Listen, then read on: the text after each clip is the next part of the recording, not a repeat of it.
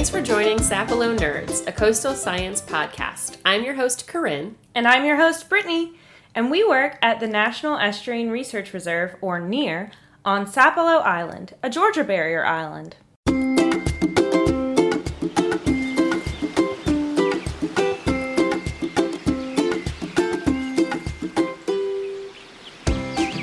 Hi, and thanks for joining Sapelo Nerds, a coastal science podcast. I'm your host, Corinne. And I'm your host, Brittany.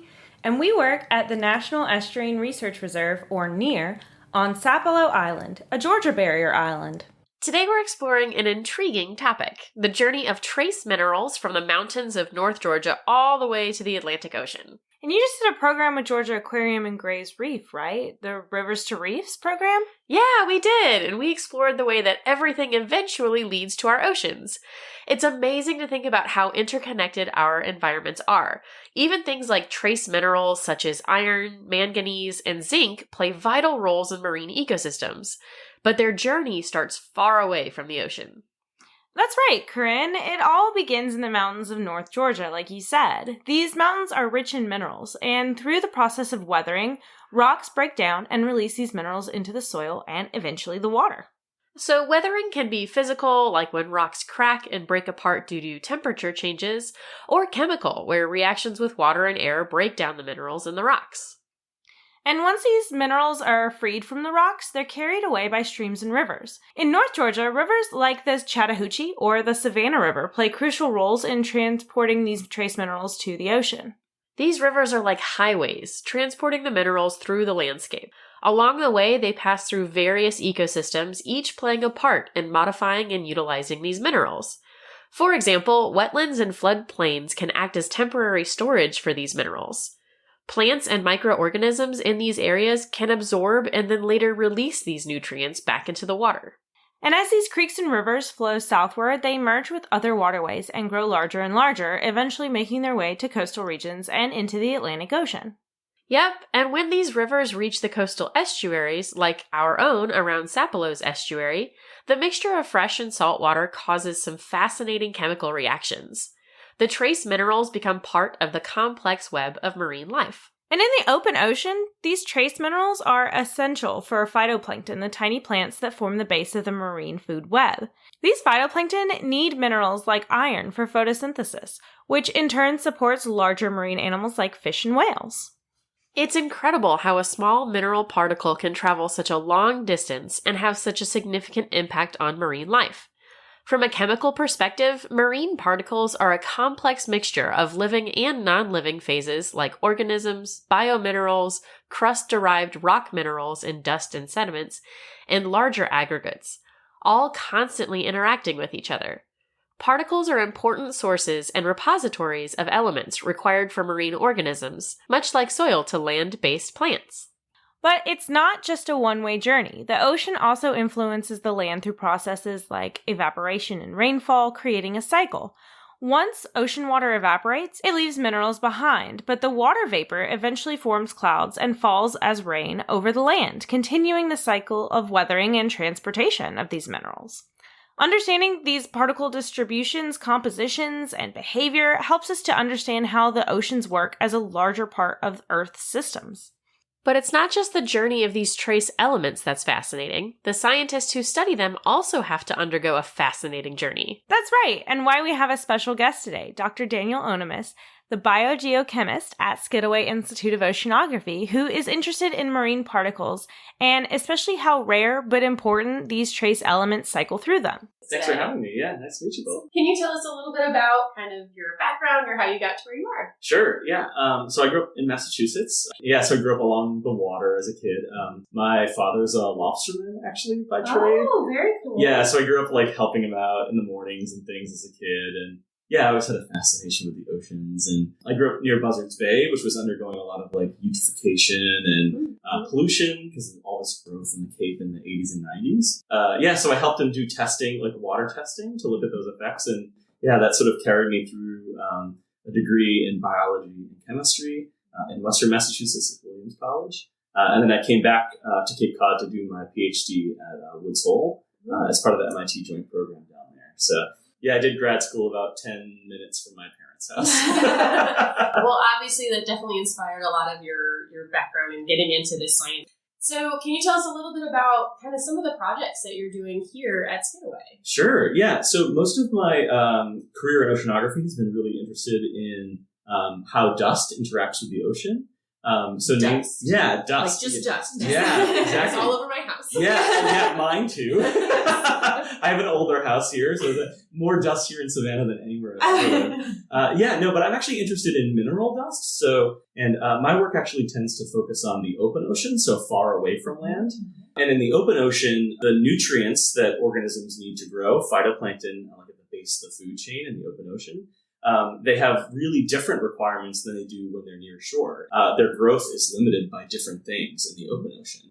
So far away from land, which it turns out is most of the planet, Right. Is far away from land. Elements like iron, which organisms need in small amounts to grow, actually are so unavailable and in such low abundances that they can't grow. So the open ocean, especially like in the Southern Ocean and the center of the Pacific, there's not enough iron for ecosystems to sustain themselves. So that's why they're relatively low growth systems. And the way that iron gets into the systems is by dust blowing off the continents. So I look at where that dust comes from and how it interacts with the ocean. Oh, so the dust storm that occurred off of the Sahara fairly recently, you probably were very, very busy. Oh, definitely. Yeah. So and the North Atlantic is like one of the best studied oceans in the world. And the Sahara is this huge dominant influence there, right? It's shedding off it's the largest source of dust, I think, to the open ocean in the world. The North Atlantic, this really well-studied basin, is actually very, very dusty. And oceanographers have been studying that region because it's right here for so long, right off the East Coast.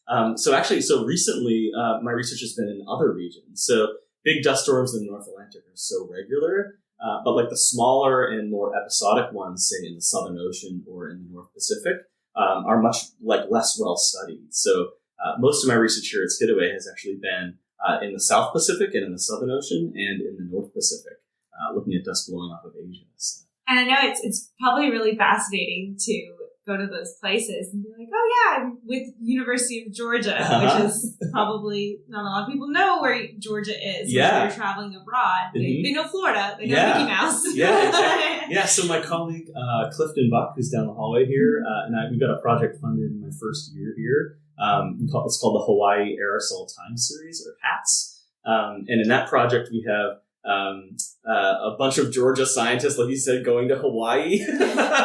Which, so tough. Yeah, I know. Yeah. It was terrible. Yeah. You guys had to draw straws to see who would get that. Yeah, we picked well, that's one of the best things about studying open ocean processes is that there aren't that many islands and locations to sample the open ocean very easily.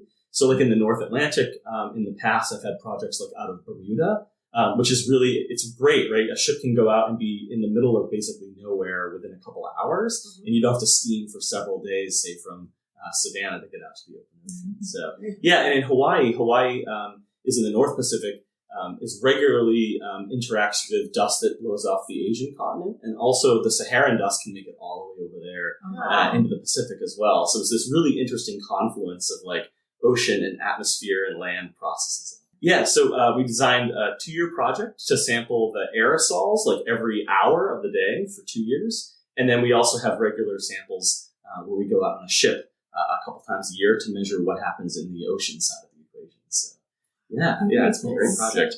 Yeah. So I think maybe it was Dr. Alexander, when we spoke with him, mentioned that you had a really long study that was actually traveling from on the water or in a ship for a really long time. Yeah. So that time series aspect, where we basically make the same measurements at the same place for a long period, is one part of my work. And then the other part is larger surveys, where we basically go out and sample over really large distances. And most of that work has been done with this international program called GeoTraces. I actually gave a YouTube lecture at the Institute's Evening at Skidaway talk about that last year, which you can find online.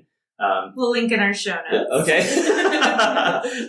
And then that program's been going on for a little over 10 years now. And we've basically tried to apply all the most modern techniques to sampling the chemistry of the oceans. And so we go out, like you said, on these longer voyages, usually between like one remote port in the middle of nowhere across an ocean basin to another remote port somewhere. Gosh. Yeah, and we make the chemists, all these chemists on board, take tons of samples and tons of measurements on board. In my work, I study particles, so when that dust enters the ocean, it still stays as a particle, most of it. So I filter large volumes of seawater over about a coffee filter size filter. Wow. Yeah, and I slice it up. We get a little slice of it, and then I send the rest of it off to like collaborators to make their own measurements on it. So the expedition that Dr. Alexander mentioned, we sailed from Tahiti, another terrible port, all the way down into the Southern Ocean. So we got as far as 66 degrees south, almost 67.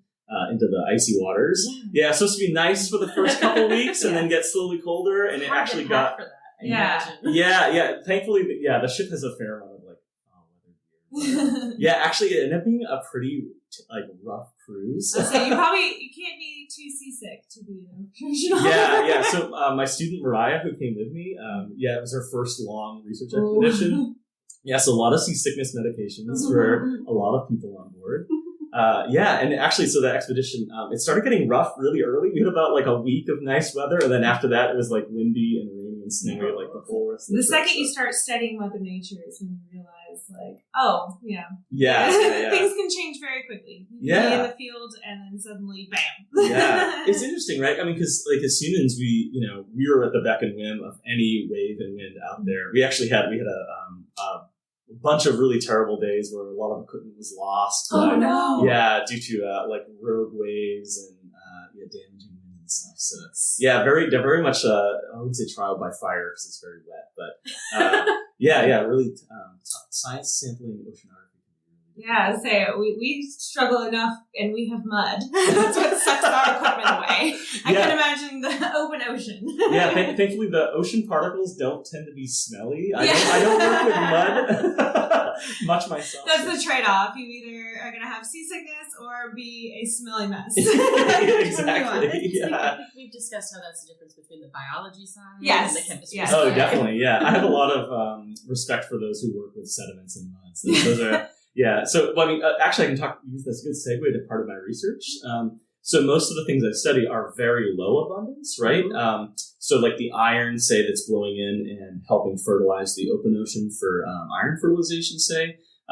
Some of those elements are only parts per million, parts per billion in seawater, even in the particles there.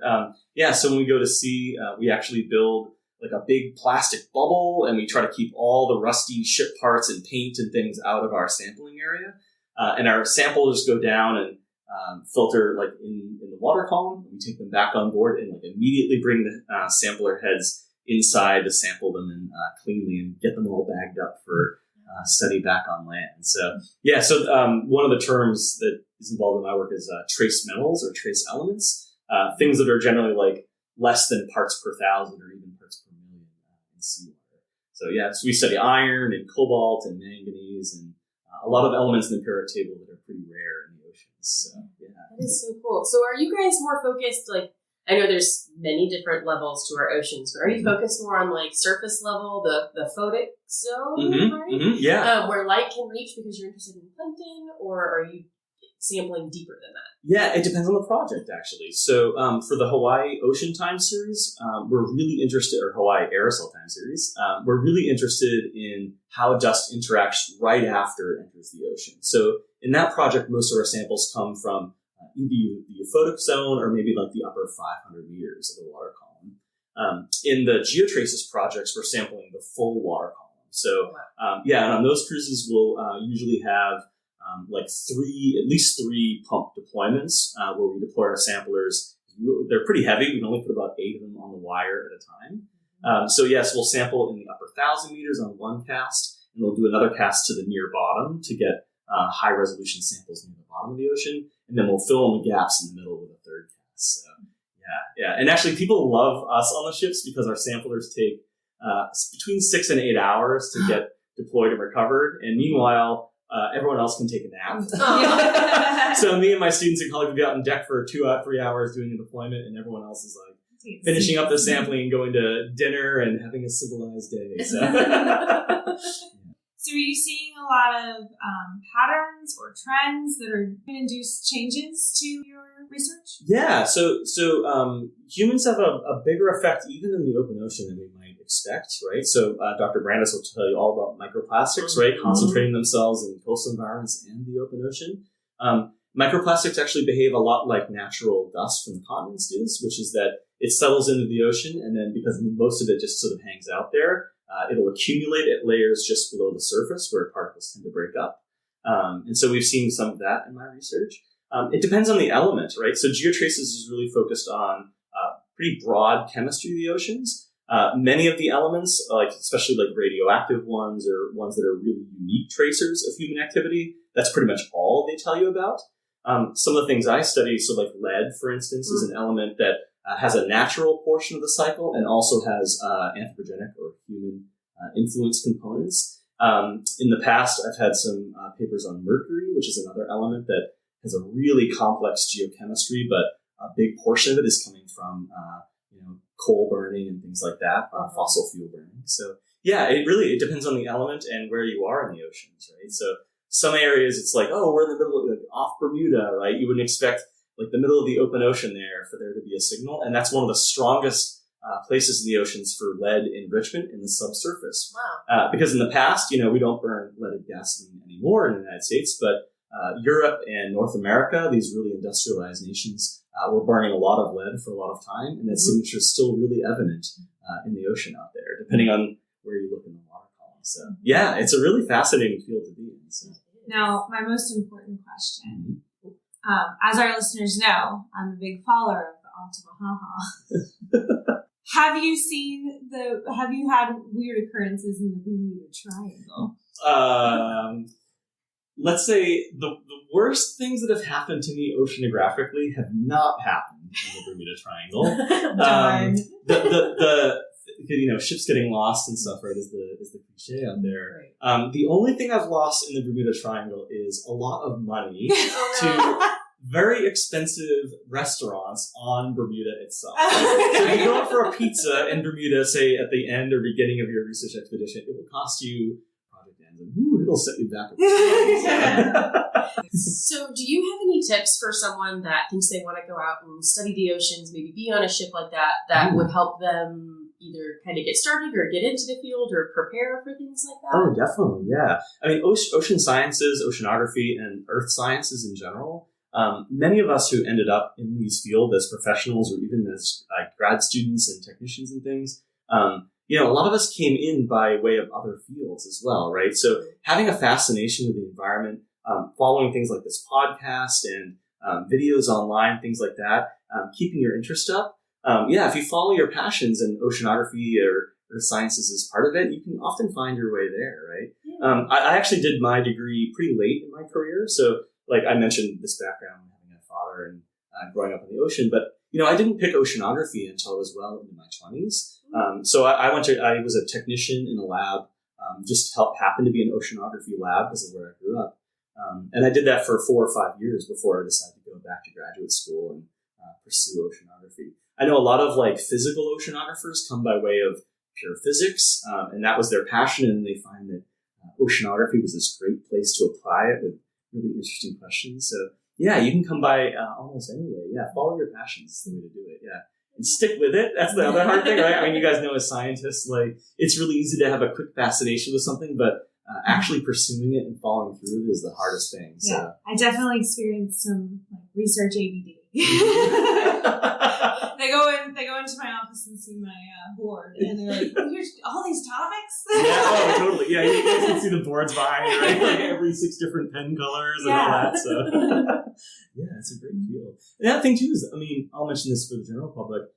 So much of science, when viewed from the public perspective, seems really quantitative and math heavy, right, and complex. But if you're interested in it, there's a lot of fields and interest, and even from a public perspective, that doesn't require heavy math lifting. I myself, I'm actually not great at math. I'm pretty good at spreadsheets and programming, but yeah, math has always never been my, you put a couple delta symbols in there and my eyes start to glaze over like anyone else's. So yeah, it's okay. Yeah. I think at the end of the day, if you're trusting yourself and following your passions, that interest can sustain you. So.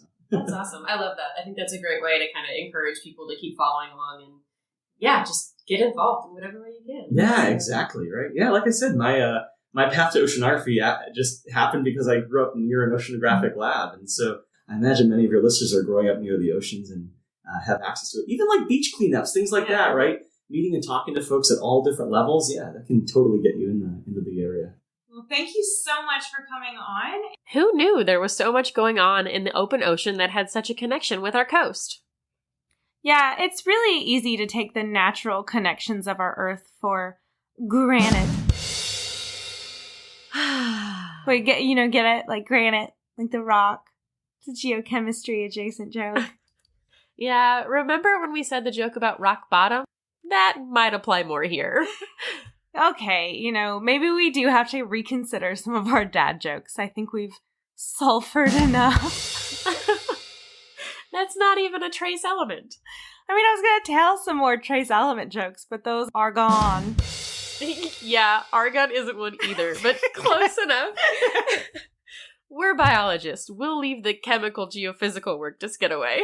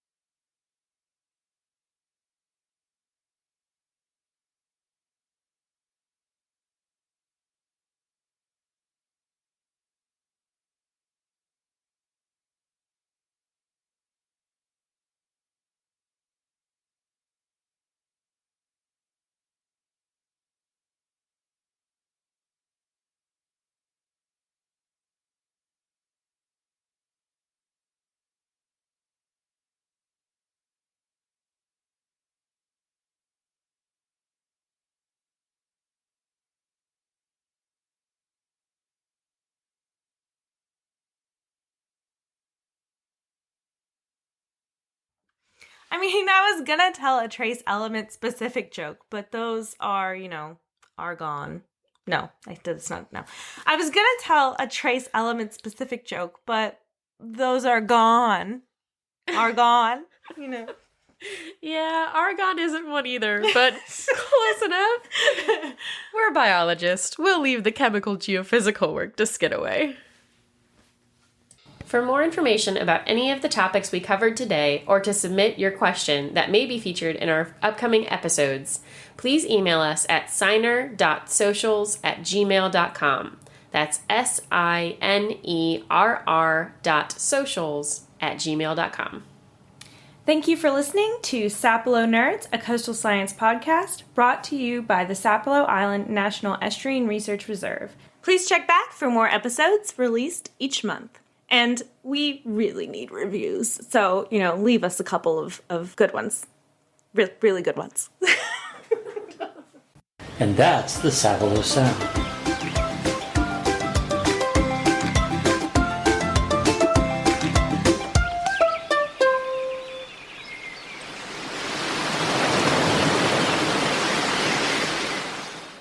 For more information about any of the topics we covered today, or to submit your question that may be featured in our upcoming episodes, please email us at signer.socials@gmail.com. That's SINERR.socials@gmail.com. Thank you for listening to Sapelo Nerds, a coastal science podcast brought to you by the Sapelo Island National Estuarine Research Reserve. Please check back for more episodes released each month. And we really need reviews. So, leave us a couple of good ones. Really good ones. And that's the Sapelo Sound.